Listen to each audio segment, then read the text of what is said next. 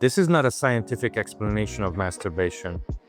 It is simply an observation, an attempt to understand what role it plays in our lives and what patterns may exist behind it. If we can take a look at it for a moment without jokes or judgment, there is something here worth seeing. Because this is not really about the act itself, it is about what is happening within us.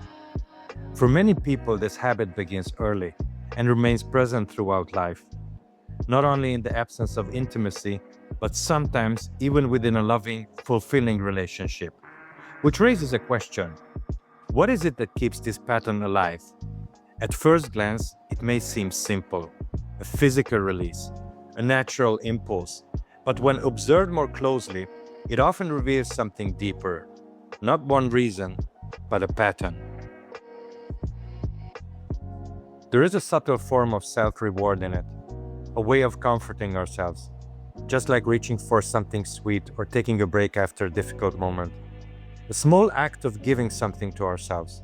And behind this, there is often something familiar. A lack of inner validation, a quiet sense of not being enough. So we compensate. Gently, repeatedly, not consciously, but as a learned response. At other times, it becomes something else. A way to step out of the noise. Because when the mind becomes overwhelming, when thoughts turn into pressure, we look for a way out. And in that moment, something interesting happens. Attention shifts completely. The mind goes silent. The past disappears, even for a few moments. And what remains is pure presence. That is why it feels relieving. Not because of the act itself, but because for a moment, the inner noise stops. And perhaps the deepest layer, the one who needs to be saved, is not at peace within. There is a quiet fear underneath, a sense that something is not okay. From here, a pattern begins. We try to save others, but somewhere beneath it, there is an expectation that they will save us back. If it is not returned, something feels missing, even frustrating. But when it is, we feel connected, we feel loved. And then something subtle happens. When you rescue yourself, even for a moment, you give yourself that same relief.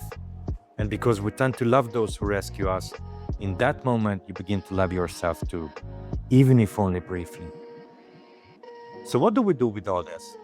Should it be controlled? Reduced? Eliminated? Maybe that is not the right question. Because the real transformation does not come from fighting the habit. It comes from seeing it clearly. When the patterns behind it become visible, something begins to change. Not immediately, not forcefully, but gradually. The unconscious becomes conscious, and what is seen clearly loses its grip. So perhaps this is not a problem to solve, but a doorway to understanding.